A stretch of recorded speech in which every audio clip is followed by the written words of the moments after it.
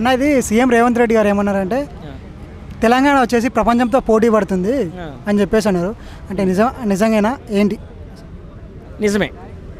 తెలంగాణ హైదరాబాద్ అనేది ప్రత్యేకంగా చెప్పుకోవాలి మనం. ఈరోజు ప్రపంచ దేశాల్లో ఇండియాలో ఏ ప్లేస్ చెప్పినా కనుక్కోపోయినా కొన్ని ప్లేసులు చెప్తే గుర్తుపడతారు. వాటిల్లో హైదరాబాదు ప్రధానమైంది.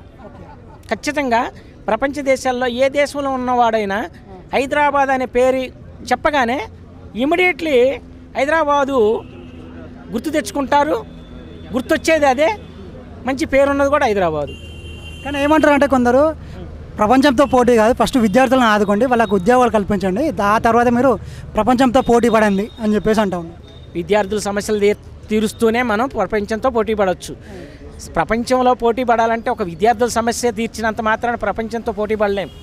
అన్ని రంగాల్లో మనం పోటీ పడతాం. ఒక విద్య, వ్యవసాయం, వైద్యం అన్ని రంగాలతో పోటీ పడతాం.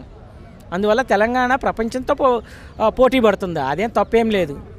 రేవంత్ రెడ్డి గారు కరెక్ట్గా చెప్పారు. ఇప్పుడు కాదు, ఎప్పటికీ పడాలి. పడితేనే పోటీతత్వం పెరిగేది. పోటీతత్వం పెరిగితేనే అభివృద్ధి పెరిగేది. అభివృద్ధి పెరిగితేనే జనాభా యొక్క జీవన శైలి మారిపోతుంది. అంతే. కానీ కొందరు ఏమంటారు అంటే అన్ని ఉత్తుత మాట్లాడతారు, అభివృద్ధి లేదు, ఏం లేదు. అప్పుడు కేసీఆర్ చేసిన అభివృద్ధి ఉంది, ఈయన వచ్చినాక ఏ అభివృద్ధి అనేది కనబడట్లేదు అని చెప్పేసి అంటూ ఉన్నారు. దానికి ఏమంటారు? కేసీఆర్ అభివృద్ధి చేశాడు కాదని ఎవరన్నారు? ఈయన కూడా అభివృద్ధి చేయాల్సిన బాధ్యత ఉంది కాబట్టి ఈయన కూడా చేస్తాడు. అంతే. ఇప్పుడు ఇప్పటికంటే ఇప్పుడు పంట వేసాము, ఏమంటే వరి కోతకు వస్తుందా? అంటే 1.5 year అయింది కదా ఆల్రెడీ. అవుతుంటుంది. 5 years కదా ఇచ్చింది టైం. అయింది. ఏంది నువ్వు తొందర పెడితే ఎట్లా? నువ్వు సీఎంని తొందర పెడతావా? నేను తొందర పెడతా ఇద్దా?